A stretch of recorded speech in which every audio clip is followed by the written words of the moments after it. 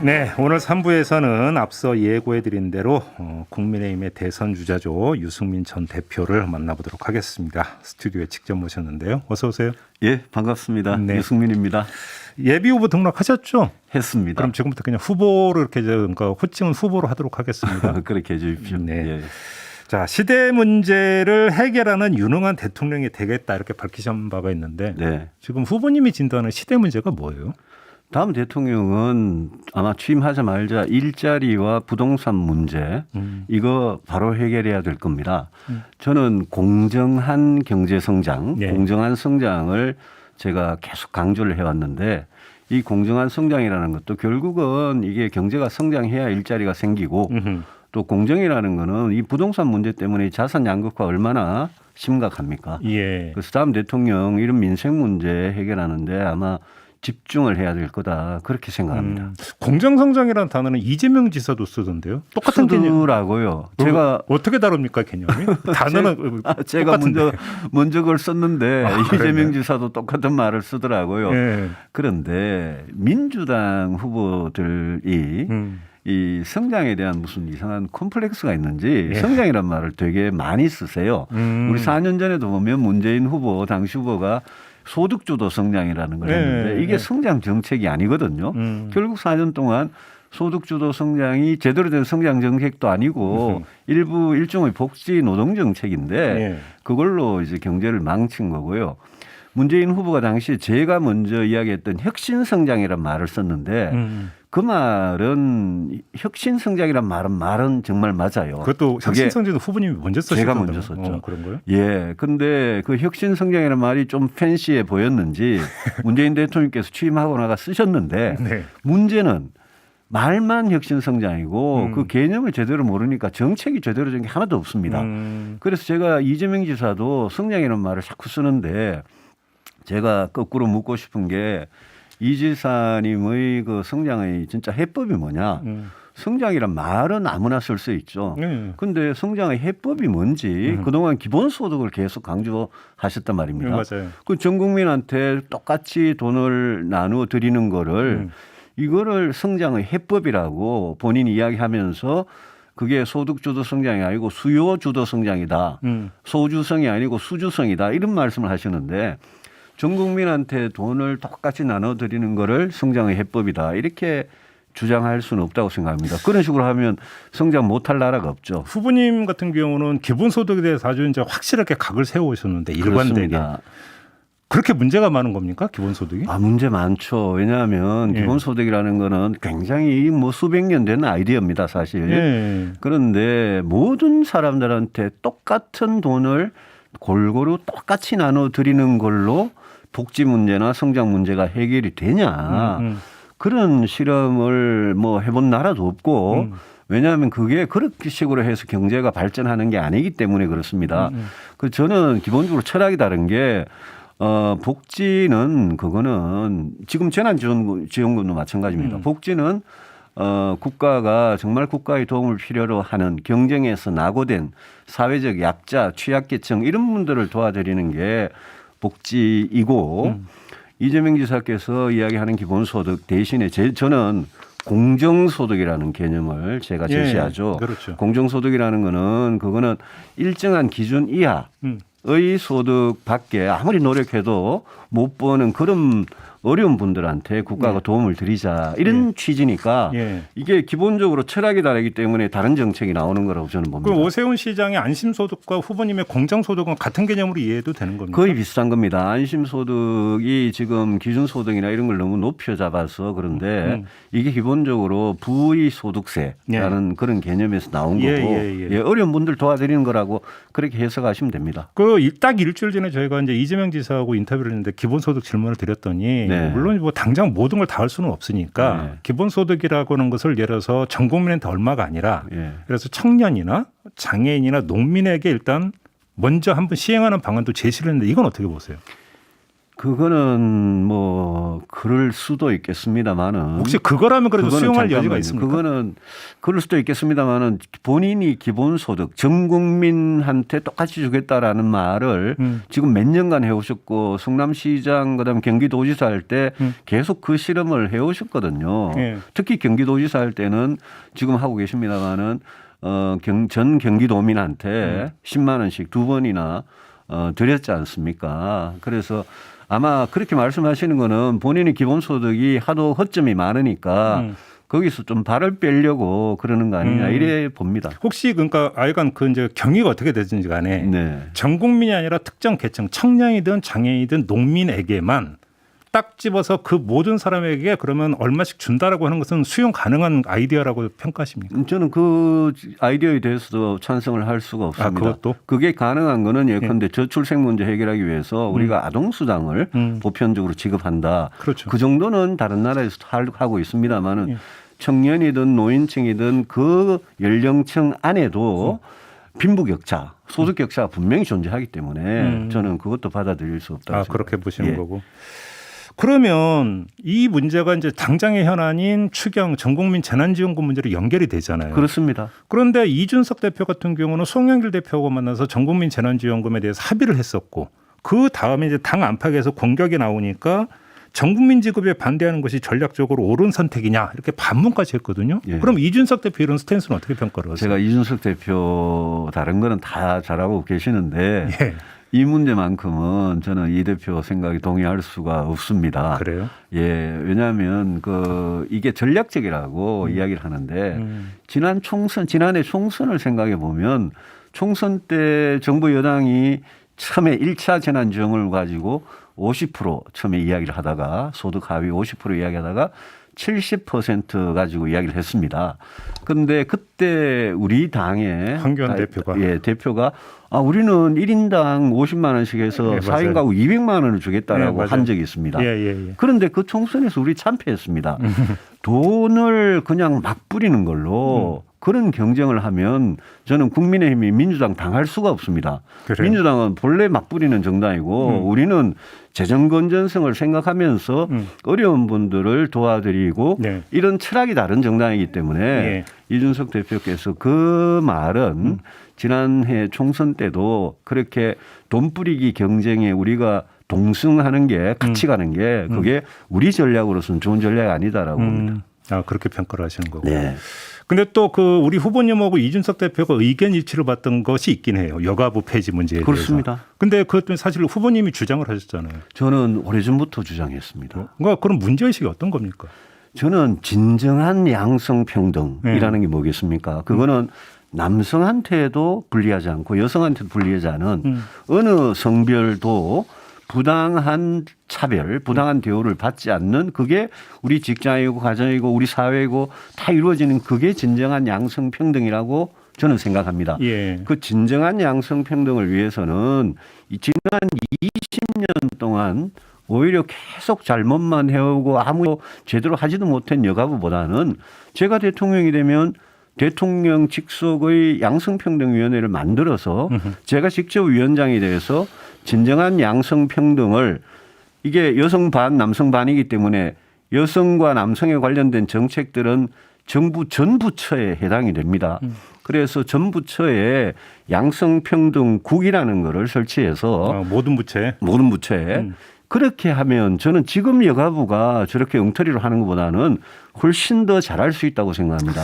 그래서 진정한 양성평등을 위해서 제가 주장하는 거고 이거는 4년 전에도 주장을 했는데 그 이후에 이제 다른 분들이 이렇게 이야기를 하는데 제가 4년 전부터 주장했기 때문에 이게 뭐 최근에 무슨 갈등이나 뭐 젠더 갈등이나 이런 걸 보고 제가 그 약속하고 이런 게 아닙니다. 그러면 지금 엉터리로 일을 하고 있다고 평가를 하셨는데 예를 하나 들어주세요. 여가부가 어떻게 엉터리로 일을 하고 예컨대 이런 겁니다. 예컨대 우리 공군에서 이번에 아주 심각한 성폭행 사건이 일어나서 아주 비극적인 그런 결과가 있었습니다. 그거는 우리 국방부와 우리 군을 진짜 개혁해가지고 이 사람들이 자체적으로 이 양성평등의 가치를 지키고 특히 이 성폭행 같은 경우에 그 여성 부사관에 대한 제대로 정말 처리를 했어야 되는 그런 문제인데 여가부가 있어 봐야 그 군에서 생긴 그 문제에 대해서 아무것도 할 일이 없습니다.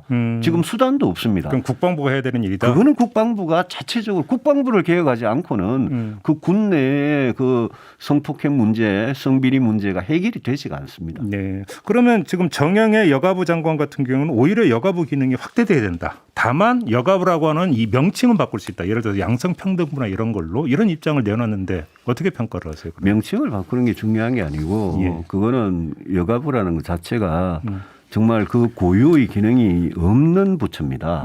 제가 누누이 말씀드리는 게 예컨대 여성의 취업 그다음에 직장에서의 채용 승진 이런 데 부당한 차별이 있다.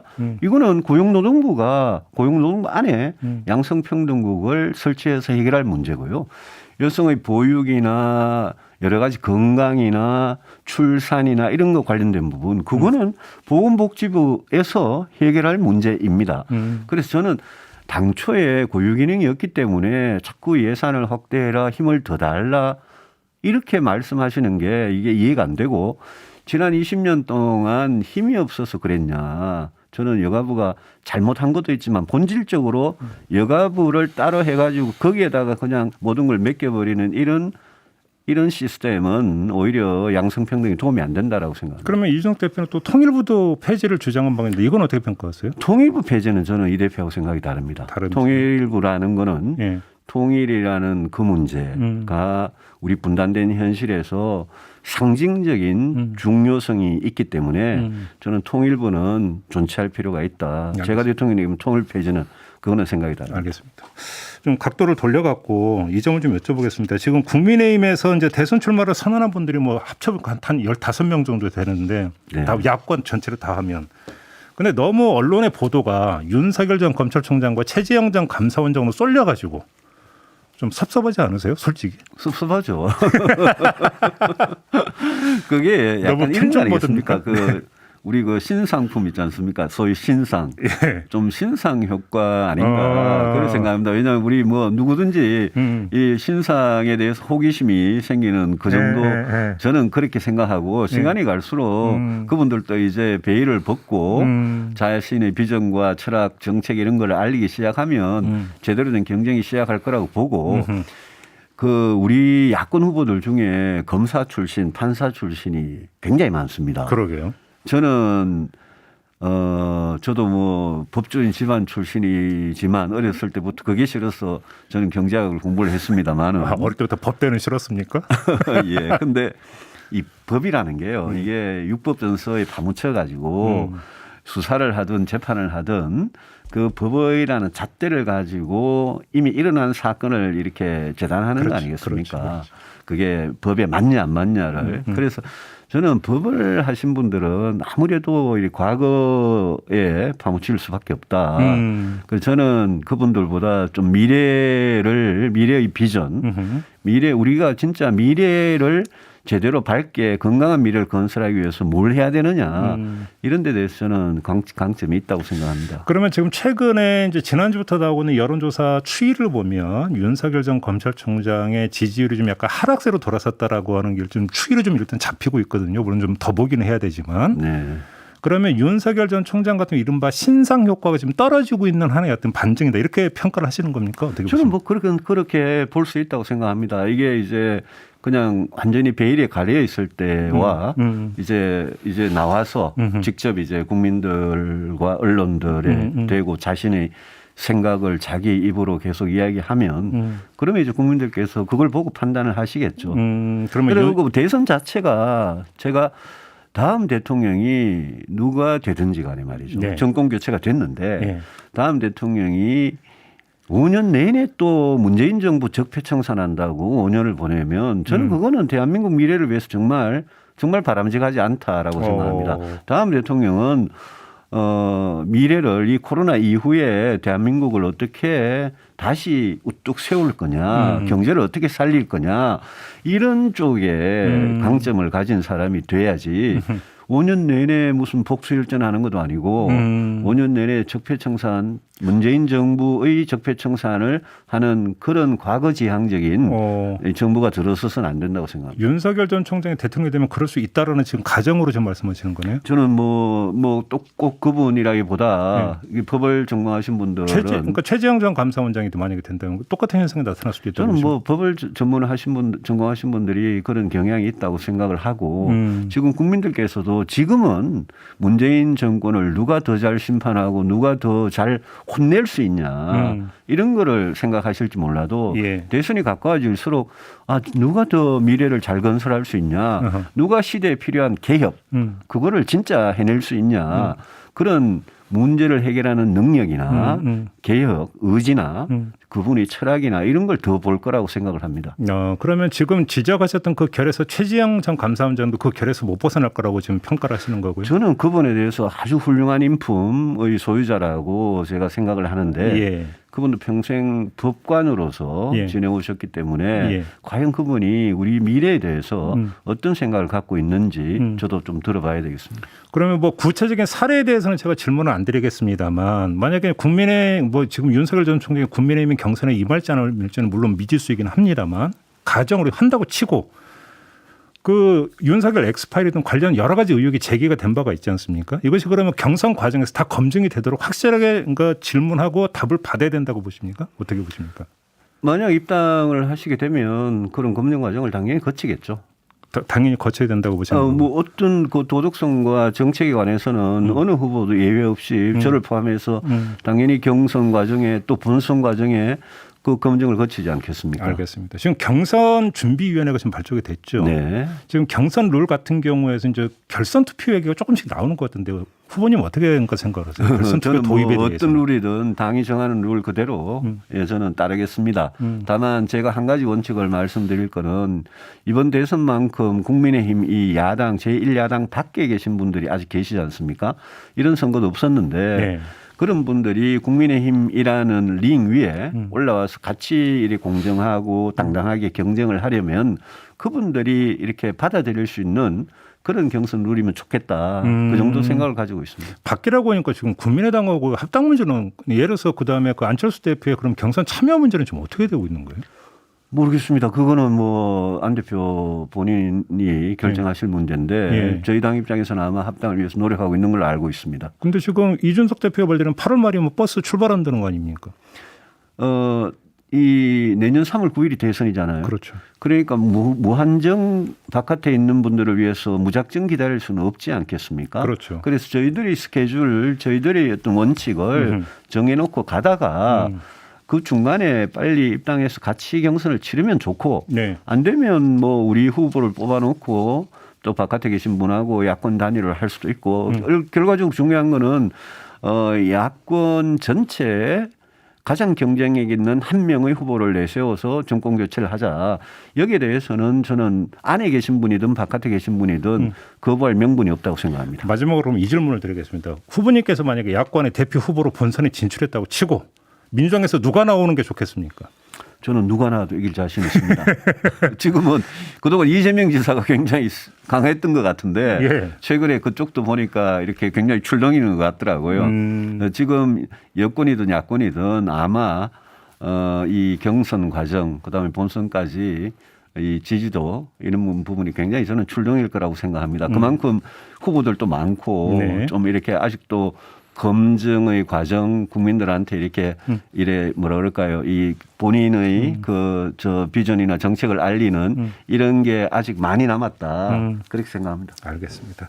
벌써 시간이 다 돼가지고 마무리를 좀 해야 될 것 같은데요. 다음 기회를 기약하면서 오늘 인터뷰는 마무리하겠습니다. 고맙습니다. 네, 감사합니다. 네, 유승민 후보와 함께했습니다.